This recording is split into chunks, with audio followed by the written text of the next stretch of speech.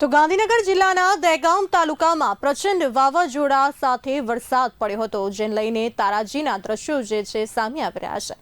ગાંધીનગર જિલ્લામાં કમોસમી વરસાદ ખાબકતા વાતાવરણમાં પલટો જોવા મળ્યો હતો, ત્યારે લોકોને ગરમીથી રાહત મળી હતી।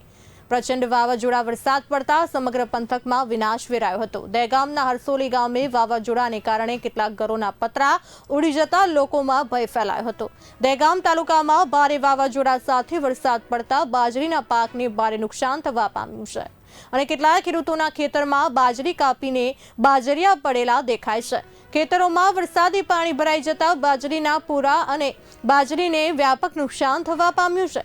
ત્યારે ઓચિંતા પડેલા કમોસમી વરસાદે ખેડૂતોના હાલ બેહાલ કરી નાખ્યા છે। દહેગામ તાલુકામાં સાંજના સમયે પડેલા વાવાઝોડા અને વરસાદથી તાલુકાના કેટલાક વિસ્તારોના રોડ ઉપર ઝાડ પડતા રસ્તાઓ પણ બંધ થઈ જવા પામ્યા હતા, તેથી ખેડૂતોની ચિંતામાં ભારે વધારો થવા પામ્યો છે। ત્યારે વાવાઝોડા અને વરસાદથી થયેલા નુકસાનનો સરકાર ખેડૂતોને વળતર આપે તેવી ખેડૂતોએ રજૂઆત કરી છે।